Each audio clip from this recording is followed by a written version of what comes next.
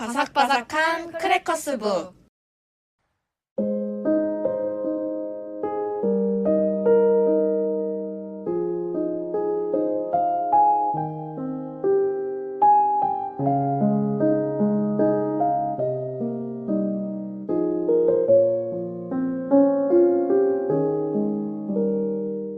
안녕하세요. 안녕하세요. 네, 자 그럼 저희 오늘의 주제 그지마 작가님이 소개해 주실까요?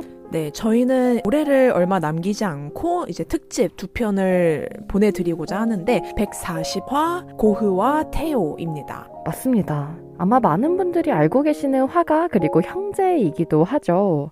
그지마 작가님은 고흐와 테오 어떻게 알게 되셨나요? 처음에는 고흐한테 동생이 있는 줄 몰랐는데 어머니가 둘이 주고받은 편지를 엮은 책을 하나 구매를 하셨었어요. 네. 그래서 그 책을 보고서 저도 둘이 되게 애틋한 관계였구나 라고 알 수 있었던 것 같습니다. 저도 그렇습니다. 테오와 주고받은 편지가 굉장히 유명하잖아요. 네. 근데 유명할 수밖에 없다라는 생각을 처음으로 했던 게 둘이 되게 절절하다 못해 어떻게 보면은 형 괜찮아 이 작품 멋있다라고도 하고요. 그리고 고흐가 어떤 사람에게도 자기 작품에 대해서 설명을 해주는 시간이 사실 많지 않았을 거예요. 네. 작품을 그리느라 시간을 굉장히 많이 할애했는데 편지에서 굉장히 상세하게 자기 동생에게 설명을 해주고 있습니다. 이제 씨앗을 뿌리는 남자를 그리기 위해서도 계속해서 몇 번의 습작을 했고 이런 구도로 진행을 할 거다라고 여러 번 보내기도 하고요. 색감도 이런 게 괜찮냐, 그리고 이런 물감을 사야 되니 돈이 필요하다라는 이야기도 같이 전합니다. 덕분에 저희가 좀 고흐의 작품을 좀 더 이해할 수 있는 글이 되긴 하겠네요. 정확합니다. 그렇죠. 원래 웬만하면은 작가들이 그림에 대한 설명을 어디 남겨두는 경우가 많이 없는데 맞아요. 이제 그런 거 덕분에 이런 화가는 이런 고민을 했구나를 알 수 있어서 좋을 것 같아요. 네. 네. 가끔 편지를 보다 보면은 고흐가 편지 하단 부분에 동생한테 보내면서 그 작품에 대해서 설명을 해줘야 되잖아요. 네. 그래서 밑에다가 이렇게 조그맣게 그림을 막 그려서 보내주거든요. 우와. 그래서 약간 그림 편지 같기도 하고 재밌게 또 보실 수가 있을 겁니다. 저희가 앞에 말씀드렸다시피 이제 지연 작가와 제가 특집 준비를 하면서 지연 작가님이 되게 오래된 듯한 판형의 책을 가져오셨는데 네. 거기 이제 형광펜으로 설명에 밑줄을 그어두신 것 같아요. 맞습니다. 그래서 오늘 고흐에 대한 이야기 많이 들을 수 있을 것 같아서 기대를 하고 있습니다. 열심히 해보겠습니다. 네. 근데 고흐와 테오가 같이 저희가 제목에 붙였는데요. 형제 간의 관계에 대해서도 처음으로 이런 화가의 형제라고 하면 저희가 이제 생소하잖아요. 네. 그래서 이렇게 진행을 했는데 그지마 작가님도 저희의 혈육 관계는 어떻게 되고 있죠? 요즘에 그런 표현을 하잖아요. 저희 어머니의 아들이라고. 네. 그래서 그 친오빠가 한 명 있습니다. 좋네요. 네. 지연 작가님은 어떻게 되시나요? 저는 여동생이 한 명 있습니다. 여동생과 사이가 아주 좋으시잖아요. 네, 오히려 약간 떨어져 있던 시간이 좀 길었다 보니까 이제 일을 하면서 간간히 같이 가서 보고 하는 것들 때문에 조금 더 너무 귀여워요. 그러면 혹시 지연 작가님의 동생분은 작가님의 예술 활동을 좀 어떻게 보는 편인가요? 되게 응원도 많이 해주고요. 최대 주주기도 해요. 되게 신기해합니다. 뭔가 자기가 하고 싶은 거를 이렇게 직업적으로 이뤄가지고 뭔가를 하는 거에 대해서 너무 신기하다. 근데 나는 그 성향이 아니다 라고 얘기를 하면서 굉장히 나는 할 수 있는 만큼 지원해줄게 라고 하면서 응원을 좀 해주는 편인 것 같아요. 태호와 고운데요? 글지마 작가님은 어떠세요? 저는 이제 무소식이 희소식이다라는 이제 생각으로 오빠와 지내고 있는데요. 네. 오빠도 텀블벅으로 가끔 후원을 해줘요. 그러면 이걸 어떻게 알았지? 이러면 이제 어머니가 말씀을 이제 전해주셨고 기뜸을 하면 가끔 하는데 가장 최근에 나온 이제 글 쓰는 즐거움이란 책을 후원 금액을 되게 크게 한 거예요. 그래서 되게 놀란 감정이 많이 컸는데 결국 카드 결제가 안 됐더라고요. 돈을 이제 넣어두는 걸 까먹은 거죠. 네. 역시는 역시다. 역시 친형제 사이에 많은 걸 바르면 안 된다. 찐 남매 같은 느낌이네요. TV에 나오는 그런 관계의 남매는 없답니다. 세상에. 정말 고흐와 테오도 이런 방면들이 좀 있었을 거예요. 그죠? 고흐와 태우는 마지막까지도 굉장한 유대관계를 보여줬는데 중간중간에는 사실 고흐가 굉장히 외로워했었어요. 네. 혼자 작업을 하고 그리고 해바라기라든지 우리가 알고 있는 아이리시 같은 그런 유명한 작품들을 그릴 때도 고흐는 굉장히 고독하게 작업을 했었거든요. 네. 고흐가 고갱이라는 화가와도 굉장히 친했습니다. 네, 네. 근데 엄청 많이 싸워요. 둘이 안 맞거든요. 저희 고흐 작품 중에 노란 색깔 집 보신 적 있으실 거예요. 네. 노란 색깔의 아를집이라고 하는 그 작품이 있는데 그 집에서 같이 지내다가 결국에는 바로 이제 다른 곳으로 이사를 가게 됩니다. 네. 그 일화 어디에서 들어본 적 있는 것 같습니다. 네, 워낙에 싸운 얘기가 많아가지고요. 그래서 고흐가 자연을 좋아하다 보니까 굉장히 다양한 자연물을 그리게 돼요. 습작 같은 것도 굉장히 많이 했는데 저희가 알고 있는 해바라기부터 붓꽃을 그렸던 아이리시 작품도 있었고요. 그리고 아르레 밤의 카페 테라스라는 작품도 있는데 사실 저희가 고흐의 작품을 보면 느끼는 게 정말 거친 붓터치라고도 하는데요. 고흐는 노란 색깔의 물감을 굉장히 섬세하게 분석하는 걸로 유명했어요. 정말 많은 노란 색깔을 연결하기도 했었고 이제 그거에 대해서 태호가 정말 중요한 역할을 했죠. 항상 작품을 화방에서 팔아주고 이제 그 중개자 역할을 태호가 했었고요. 물감도 공급해서 갖다주는 역할을 태호가 했었습니다. 네. 제가 왜 붓터치 얘기를 들었냐면 고흐의 작품을 보시면 정말 물감을 엄청 많이 써요. 그래서 정말 이거는 우스갯소리가 아니고 지나가는 말로 사람들이 고흐가 가난할 수밖에 없었다 라고 했던 게 파란 색깔 그 안료가 코발트 블루 같은 그 색깔들이 만들기 쉽지 않지 않나요? 절대 쉽지 않아요. 작가님도 아마 들어보신 적 있으실 텐데 그 파란 색깔이 잘 안 나오거든요. 네, 그 시대에는. 그래서 이제 물감 값이 어마어마하게 들었다. 라는 이야기가 굉장히 많았습니다. 저 그 얘기는 처음 들어봤는데 네. 물감을 너무 많이 써서 강할 수밖에 없었다는 말이 되게 와닿네요, 갑자기. 네. 그래서 고흐의 작품을 실제로 미술관에서 보시는 분들은 야, 물감을 이렇게 많이 썼다고? 라고 할 정도기도 하고요. 가끔 레오나르도 다빈치나 다른 화가들 보시면 이제 그 캔버스를 조금 다시 사용하는 경우가 간혹 있어요. 그래서 네.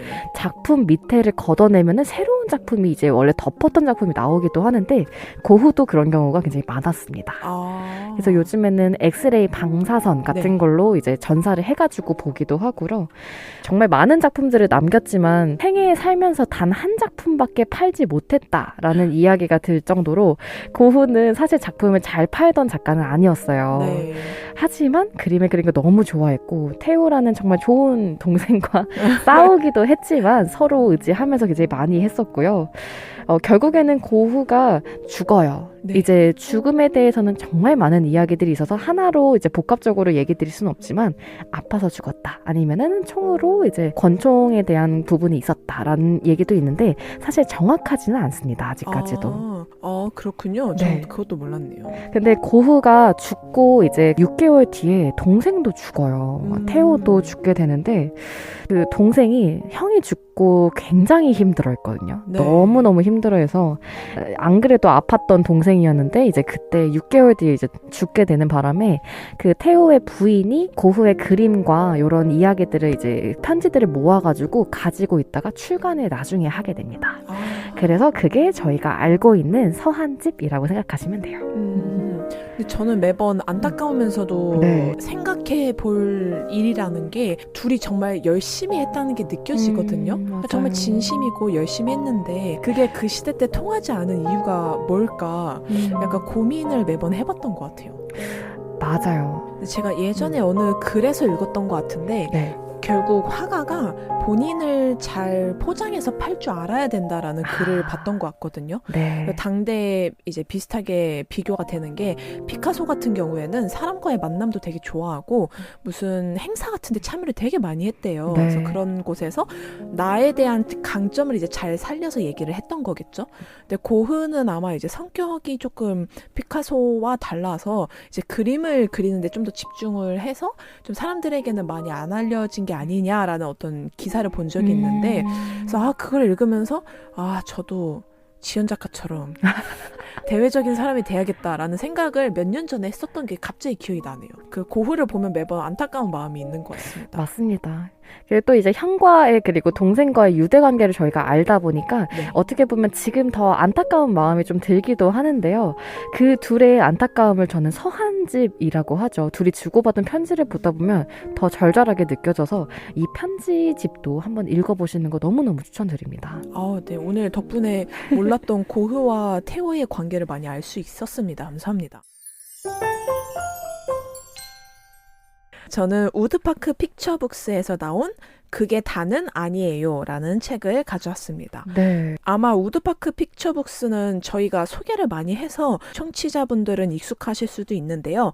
지은이는 조시 프레기 작가님과 미바 작가님입니다. 두 분이 아마 매번 책을 같이 내오셨던 것 같은데 여러분들이 그래픽 노블 작가님으로 많이 익숙하실 거예요. 근데 이번에 이제 10년간의 그래픽 노블 작품 끝에 첫 에세이 작품을 내셨다고 하더라고요. 그래서 표지의 색감이나 그림만 봐도 이거 익숙한데 어디 책이지 했으면 이제 우드파크 픽처북스인 거를 아실 수 있습니다. 네. 눈이 내리고 있는 어떤 풍경과 그리고 그 뒤에는 이제 분홍색이 되게 조화를 잘 이루는 표지인데요. 처음에는 매번 그래픽 노블만 그려오다 보니까 글의 쓸모에 대한 고민이 되게 많으셨대요. 그래서 전하고자 싶은 이야기는 많았지만 그거를 문장으로 전달할 수 있을까? 그래서 전달하지 못할 것 같아서 그림을 매번 그려왔는데 그럼에도 그림으로 전달하지 못했던 거를 이번에 글로 전달했다고 말씀을 해주시더라고요. 내용은 보다 보면은 각자 다른데 두 분이서 이제 예전 이야기를 풀어주신 것도 있고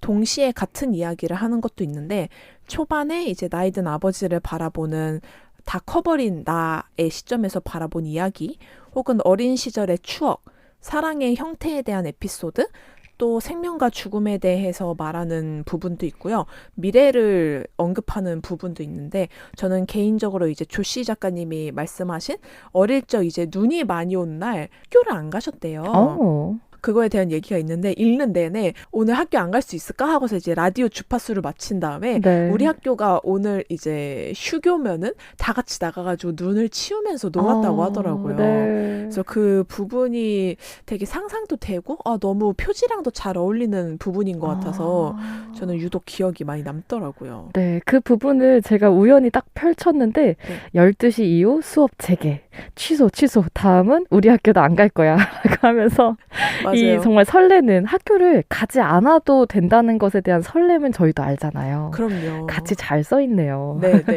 그래서 읽는 내내 뭔가 막 포근하면서도 섬세하게 마음을 두드리는 내용이랄까? 네. 그리고 어쨌든 개인에 대한 깊은 에세이다 보니까 네. 내가 그림으로만 접했던 작가님들이 글로 마음을 표현할 땐 이런 느낌이구나 라는 걸 이제 느낄 수 있어서 개인의 팬이자 독자로서는 읽으면서 감명 깊은 책이었습니다. 너무 좋습니다.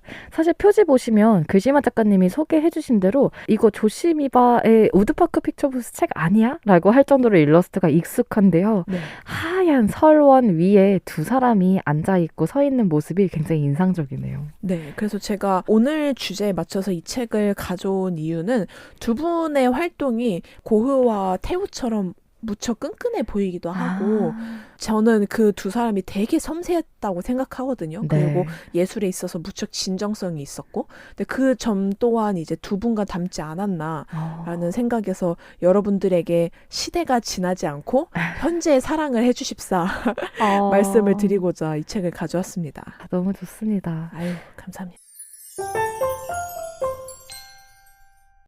네, 저는 아르티르 랭보라는 시인이 짓고 그리고 위효정님이 옮기신 랭보 서한집을 가지고 왔습니다. 네, 표지가 아주 제 스타일이에요.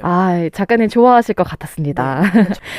정말 이게 휘갈겨 쓴 필기체에 영문의 편지의 일부분이 들어가 있고요. 그 다음에 이 사인이 초록 색깔의 글씨로 위에 같이 겹쳐져 있습니다. 네, 뭐랄까 되게 도전적이고 실험적이어서 좋은 것 같아요. 맞습니다. 책을 소개드리자면 아르띠르 랭보는 장 니콜라 아르띠르 랭보라고 풀네임이 있습니다. 네. 1854년도에 프랑스의 시골 소도시에서 태어났었고요. 강팍한 홀어머니 밑에서 유년기를 보냈습니다. 아, 네. 굉장한 우등생이었다고 해요. 이 시인은.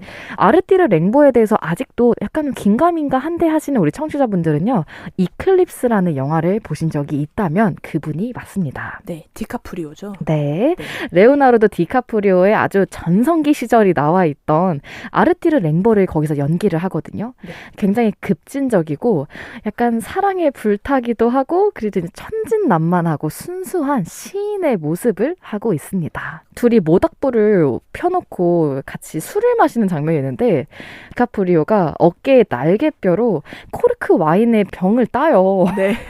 저는 그게 너무 어렸을 때도 충격적이어가지고 얼마나 말라야 저게 되는 걸까. 저는 그 말을 듣고 그 영화를 과연 봐도 되는 건가에 대한 지금 고민이 조금 생겼습니다.